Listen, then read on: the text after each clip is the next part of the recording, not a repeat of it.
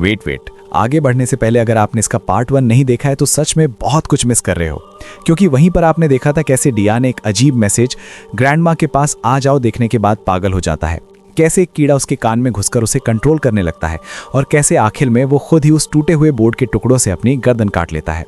और वहीं दूसरी ओर यूली धीरे धीरे इस फैमिली में जहर घोल रही थी।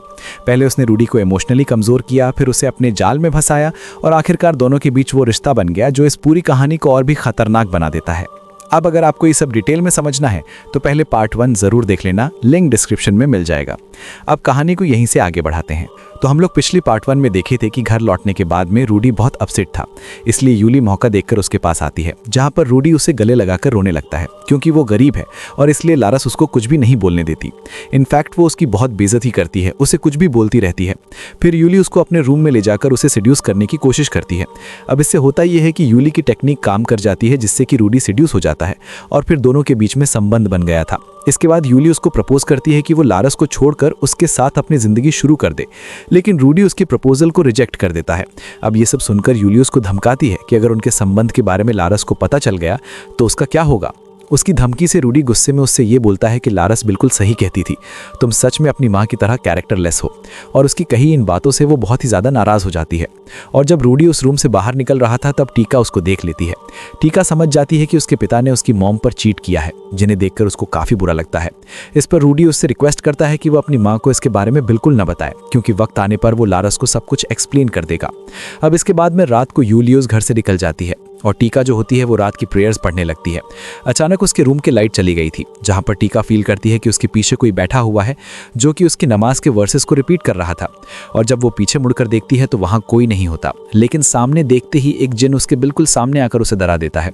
और आपको याद होगा कि इस घर के अंदर एक फायर बॉल जैसी चीज आई थी, तो वो कुछ और नहीं बल्कि जिन ही था, क्योंकि कहते हैं कि ये स्मोकलेस फायर से बने होते हैं। खैर, दूसरी ओर यूली अब रूडी को टारगेट करने के लिए एबर की बॉडी में उसके नाम को चमड़ी से लपेट कर डाल देती है। यानी कि आपको प्रोसेस समझ में आ गया होगा, लेकिन कहानी अभी खत्म नहीं हुई है, क्योंकि रूडी की मौत सिर्फ शुरुआत थी।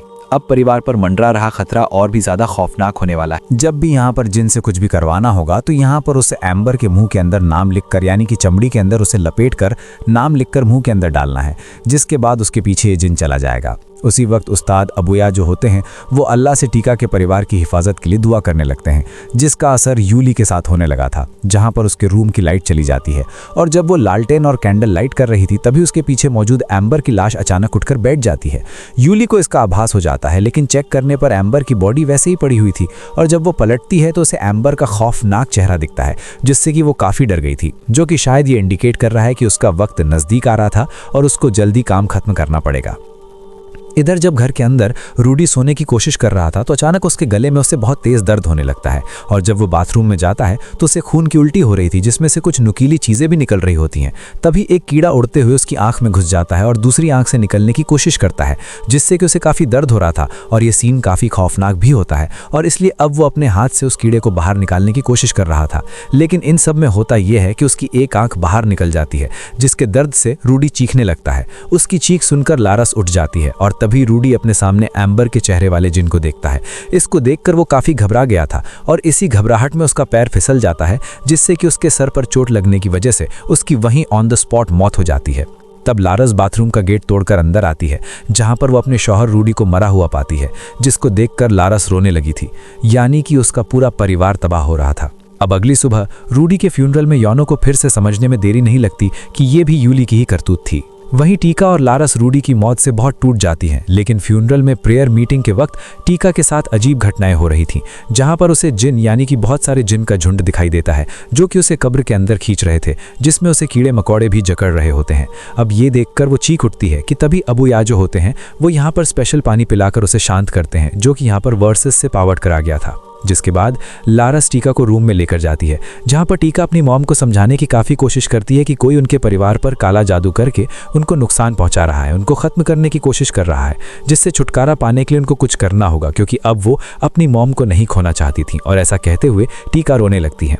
अब अगले दिन स्कूल में अबूया टीका को बयां कर रहे थे कि कभी कभी अल्लाह अपने बिलीवर्स के फेस का टेस्ट लेते हैं, मगर हमें सब्र रखना होगा। वहीं दूसरी ओर जब लारस रूडी की यादों में अपने घर में घूमते हुए यूली के रूम में पहुंचती है तो उसे उसके बेड पर रूडी की जैकेट दिखाई देती है, और जब वो यूली से इस बारे में पूछती है तो वो उससे ये कहती है कि आगे तुम खुद ही समझ सकती हो, जिससे लारस गुस्से में आकर उस पर रूडी के साथ उसे धोखा देने और उसके परिवार पर काला जादू करने का इल्जाम लगाने लगती है, क्योंकि वो समझ गई थी कि ये सब उसी का किया धरा है। और फिर लारस उसे गर्दन से पकड़कर अपने घर से बाहर निकाल देती है। तब वो गुस्से में लारस से ये कहती है कि तुम्हारी अपनी गलती की वजह से तुम्हारी फैमिली का ये हाल हुआ है, ना कि उसकी वजह से। अब वहां से निकलकर जब वो लारस के स्टोर पहुंचती है तो उसे योनो टीका से बात करते हुए दिखाई देता है। तब उसके जाने के बाद में यूली येनो से उनके बीच की बातों के बारे में पूछती है। तब वो उसे कहता है कि तुम सबको अपने जैसा मत समझो, मैं इन सब में शामिल नहीं हूँ। और इतना सुनते ही यूली खुद को अंदर ही अंदर बहुत इंसल्टेड फील करती है, और अपनी इसी इंसल्ट के बदले के लिए वो येनो के नाम से भी एक रिचुअल करती है ताकि उसकी मौत से यूली की असलियत कभी भी किसी के सामने ना आ पाए। जहां पर जब वो स्टोर के शटर को लॉक करके अपने घर जाने वाला था, तभी शटर अपने आप खुल जाता है, और जब वो दोबारा उस शटर को लगाने लगता है तो वो शटर फिर से खुल गया था, जहां पर अब उसको एक जिन दिखाई दे रहा था। अब येनो जब उस जिन का पीछा करते हुए स्टोर के अंदर जाता है तो तभी शटर डाउन हो गया था, जिससे डर कर वो वहीं पर गिर जाता है और ऊपर लीच जैसे कीड़े उसकी बॉडी पर चिपक जाते हैं। और फिर उन्हें निकालने के बाद येनो शटर उठाकर वहां से भागने की कोशिश करने लगता है, लेकिन अगले ही पल वो शटर एक फोर्स से नीचे गिर पड़ता है, जिसके अंदर उसका सर बुरी तरह से कुचल गया था, जिससे कि येनो की भी मौत हो जाती है। यानी कि यहाँ पर देखो यूली कितनी खतरनाक हो गई थी। उसने यहाँ पर येनो तक को नहीं छोड़ा जिसने कि यहाँ पर उसकी हेल्प करी थी, और इस बात का रिग्रेट येनो को पहले ही हो चुका था। अब अगले ही दिन येनो की मौत की खबर पूरे मोहल्ले के अंदर फैल जाती है, जिसको सुनकर लारस और टीका तुरंत अपने स्टोर तक पहुंचते हैं, जहां पर उसकी लाश को देखकर ये लोग काफी डर गए थे, क्योंकि मौत बहुत ही बुरी तरह से हुई थी। उसी रात यूली लारस के नाम से रिचुअल परफॉर्म करती है, जिसका रिजल्ट टीका और लारस के साथ होने लगता है। जहां पर जब टीका अपने फैमिली फोटो को देखकर इमोशनल हो रही थी, तभी अचानक ही उसके ऊपर से कुछ कीड़े फोटो पर गिर पड़ते हैं। उसके वहां से हटते ही पूरी छत उसके बेड पर गिर जाती है, जिसमें जानवरों की हड्डियां भी थीं, और इसी के साथ पूरे घर की लाइट चली गई थी। यानी कि ये जिन जो कोई भी था वो काफी खतरनाक था। अब इसी अंधेरे में टीका टॉर्च लाइट जलाकर लारस के रूम में पहुंचकर उसको ढूंढने लगती है, लेकिन जब उसको वहां पर अपनी मां नजर नहीं आती, तभी लारस बेड के नीचे से निकलने लगती है, जिसे एक जिन ने पजेस करके रखा हुआ था, जो कि उसके ऊपर हमला करने लगता है। अब लारस के अंदर मौजूद जिन से बचने के लिए टीका दौड़कर अपने रूम के कबाड़ में छिप जाती है और चुपके से उस्ताद अबूया को कॉल करके हेल्प मांगने लगती है। अब वो जिन उसके रूम में सर्च करता है और घूमकर चला जाता है। उसके जाने की थोड़ी देर के बाद में जैसे ही वो कबर्ड से बाहर निकलती है तो जिन कबर्ड के ऊपर से उसको पकड़ लेता है और उसका गला दबाकर उसे ऊपर उठाने लगता है। तभी उस्ताद अबूया अपने लोगों के साथ वहां पहुंच जाते हैं, जिनके दुआ बढ़ते ही लारस बेहोश हो गई थी। तभी उस्ताद अबूया टीका के साथ उसको मस्जिद में ले जाने लगते हैं, क्योंकि अब उसका एग्जॉर्सिज्म करना होगा। मस्जिद की ओर जाते समय टीका नोटिस करती है कि यूली अंधेरे में कहीं जा रही थी, और जब वो उसको फॉलो करती है तभी टीका उस रूम के अंदर पहुंचकर वहां पर एम्बर की बॉडी को पाकर काफी हैरान रह जाती है, यानी कि उसकी नानी का शरीर वहां पर था। अब तभी यूली उसको देखकर उस पर हंसते हुए कन्फेस करती है कि हाँ, उसी ने उसके पूरे परिवार को खत्म किया है। और तब जाकर यूली उसे अपने बचपन की बैक स्टोरी बताती है, यानी कि बचपन में जो कुछ भी हुआ था वो आखिर हुआ कैसे। आपको याद होगा कि शुरुआत में यूली के माता पिता यानी कि एम्बर के खुद के पति के ऊपर और यूली की मां के ऊपर कोई काला जादू करा गया था, तो वो किसी और ने नहीं बल्कि एम्बर ने खुद करवाया था। जी हाँ, ताकि वो उनको खत्म कर सके, जिसके चलते यूली की पूरी जिंदगी खराब हो गई। इस पर टीका उससे ये कहती है कि तुम तो हमारे ही परिवार की मेंबर हो, जिसके जवाब में वो ये कहती है कि एम्बर ने ये बातें कभी नहीं सोची, और सबसे बड़ी बात ये है कि मैं तुम्हारी फैमिली की हूँ ही नहीं। तुम्हारी मॉम और ग्रैंड माँ ने मेरे साथ बहुत बुरा किया था, लेकिन तुम लोगों ने मेरी साइड कभी नहीं ली, और इसी बात का बदला मैं आज तुम लोगों से लेने वाली हूँ। इतना सुनते ही टीका वहां से डर के मारे भाग जाती है, जिसे भागते हुए देख यूली उस पर हंस रही थी। अब दूसरी ओर लारस को मस्जिद के अंदर ले जाया जाता है, जहां पर मौजूद लोग उसके ऊपर एग्जॉर्सिज्म कर रहे थे।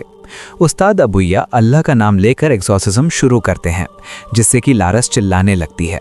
मीनवाइल यूली भी टीका के नाम पर रिचुअल कर रही थी, लेकिन उस्ताद अबूया की दुआ की शक्ति से वो अपने रिचुअल में सफल नहीं हो पाती, क्योंकि जितनी बार भी वो रिचुअल पूरा करने के लिए सिलाई करने जाती थी तो उतनी ही बार वो फेल हो जाती। अचानक उसके हाथ की उंगलियां टेढ़ी होने लगती है और वहीं अबुया की दुआ की पावर से लारस का एग्जॉर्सिज्म पूरा हो गया था, जिसमें लारस बेहोश हो जाती है। दूसरी ओर यूली के हाथ उसके कंट्रोल में नहीं थे, जिसमें वही हाथ अपने आप ही एक कील उठाकर उसके ही मुंह पर हमला करता है। उस्ताद अबुया टीका से अपनी मॉम के ही अल्लाह से दुआ मांगने के लिए कहते हैं, क्योंकि उनको पता चल गया था कि अब वो जिन के असर से जिंदा नहीं बच पाएंगी। और उनके कहे मुताबिक टीका अल्लाह से अपनी माँ लारस की करी हुई गलतियों के लिए माफ़ी मांगने लगती है। वहीं यूली पागलों की तरह एम्बर की लाश पर एक पत्थर से हमला करने लगती है, लेकिन अबुया और सबकी दुआ की शक्ति से सारी सोल्स और जिन अब उस पर ही हमला करने लगते हैं। और इन्हीं सोल्स में एम्बर, रूडी, डियान और योनो की भी सोल मौजूद थी, जो कि उस पर हमला कर रही थी। और एक स्टेज पर आकर उसकी भी मौत हो जाती है, यानी कि यूली भी नहीं बच पाई, जिसके बारे में दूसरी ओर बैठे हुए आबा को भी पता चल गया था कि यूली उसकी वार्निंग देने के बावजूद भी फेल हो गई, यानी कि वो समय पर काम को पूरा नहीं कर पाई। वहीं दूसरी ओर लारस को होश आ गया था, जहां पर उसके मुंह से काले खून की उल्टी होती है, जिसमें से उसके शरीर के अंदर मौजूद सारे जिन वाले कीड़े निकल गए थे, जिससे वो बिल्कुल शांत होकर अपनी बेटी टीका की गोद में गिर जाती है। और अल्लाह से माफ़ी मांगने के बाद लारस भी ख़त्म हो गई थी, क्योंकि यहाँ पर उन सब ने काफ़ी गलत चीज़ें करी थी। और इसी दुख से टीका रोने लगती है, क्योंकि सबके जाने के बाद एक उसकी मॉम ही बची थी, लेकिन उनके कर्मों ने उन्हें उससे छीन लिया। लेकिन मूवी के एंड में हम टीका को देखते हैं, जो कि अब कब्रिस्तान में अपने परिवार की कब्रों को देख रही होती है। यहाँ पर दिखाया जाता है कि यूली की कब्र भी वहीं मौजूद थी और बुरे कर्मों की सज़ा इन सब को मिली। अब टीका वहां पर अकेले खड़ी हुई सबकी आत्मा की शांति के लिए दुआ करती है, जिसके बाद वो अल्लाह से अपनी ज़िंदगी में आगे बढ़ने की ताकत मांगती है। और वो इसी के साथ में ये इंडोनेशियन हॉरर मूवी यहीं पर ख़त्म हो जाती है। तो दोस्तों, ये थी द बुक ऑफ सिजन एंड इल्हीन फिल्म की कहानी। अब देखो, यहाँ पर इस मूवी का जो रियल मतलब है ना, वो खाली ब्लैक मैजिक पर नहीं था, बल्कि कर्मों के हिसाब पर भी था। अब यहाँ लारस, एम्बर और रूडी ने यूली के साथ जो सालों तक जुल्म किया था, अपमान किया था, वो सब उनके बुक ऑफ सिजन यानी कि बुरे कर्मों का हिसाब लिखा जा चुका था। और जब यूली ने बदले के लिए ब्लैक मैजिक का सहारा लिया, तो ये सिजन का हिसाब खत्म करने के लिए जिन ने उनकी जिंदगी छीन ली। उनकी मौत ही उनके बुराइयों का फल था। वहीं यूली भी इंसाफ के लिए नहीं, बल्कि अपनी ब्लाइंड रिवेंज के लिए अपने आप को इस सिजन के साइकिल में डाल चुकी थी। इसलिए उसकी भी करी गई बुराइयां यानी कि जो कर्ज था वो उसके ऊपर आ गया था और वो उसकी दर्दनाक मौत का जिम्मेदार बना। लेकिन उस पूरी दहशत के अंदर एक ही ऐसा किरदार था जो कि इल्हीन के रास्ते पर चलता रहा, और वो थी टीका। उसकी प्योरिटी, उसका फेथ और उसकी लगातार की गई दुआ ही वो रोशनी थी जिसने उस्ताद अबुया की मदद से लारस को पोजेशन से बाहर निकाल दिया। लेकिन ऑब्वियस सी बात है कि जिन से इतने टाइम तक पजेस होने के बाद में वो लोग बच नहीं पाए थे। अब देखो, जो यूली थी ना, वो यहाँ पर ये सारी चीज़ों को छोड़ सकती थी। उसके पास यहाँ पर एक्सपीरियंस था, काम करना उसको आता था, तो वो कहीं और जाकर सेट हो सकती थी। लेकिन उसने बदला लेना चाहा, क्योंकि अल्टीमेटली उसको ऐसा लग रहा था कि इन चीज़ों पर तो उसका भी हक है, क्योंकि उसके पिता भी इन सब चीज़ों में इन्वॉल्व हो रखे थे। लेकिन वही कहते हैं कि एक बार अगर कोई बदले की राह पर निकल जाता है तो उसके बाद वो वापस आ नहीं सकता। ये बहुत मुश्किल होता है। I mean, काइंड होना, यहाँ पर रिवेंज छोड़ देना, ये चीज़ें काफ़ी मुश्किल होती हैं करनी। बाकी बात रही एम्बर की और लारस की और रूडी की, तो देखो, इन सब ने गलत काम तो किए ही थे, जिसकी सज़ा इनको यहाँ पर मिल गई। और बूम, इसी के साथ ये खौफनाक और रहस्यमयी कहानी यहीं पर ख़त्म हो जाती है। तो दोस्तों, ये थी द बुक ऑफ सिजन एंड इल्हीन फिल्म की पूरी कहानी। उम्मीद है आपको ये डार्क और डर से भरी स्टोरी समझ आई होगी और वीडियो ने आपको आखिर तक बांधे रखा होगा। अगर वीडियो पसंद आई हो तो एक लाइक ज़रूर कर देना, और अगर आप चैनल पर नए हो तो सब्सक्राइब करना बिल्कुल मत भूलना, क्योंकि ऐसे ही और भी खौफनाक और इंटरेस्टिंग कहानियाँ मैं आपके लिए लाता रहता हूँ। और अगर इस कहानी को लेकर आपके मन में कोई सवाल है या कोई थ्योरी, तो उसे कमेंट सेक्शन में ज़रूर शेयर करें। मैं आपके कमेंट्स पढ़ता हूं और जवाब देने की पूरी कोशिश करता हूं। और हाँ, हाल ही में मैंने एक और बहुत ही डरावनी और दिलचस्प फिल्म को एक्सप्लेन किया है।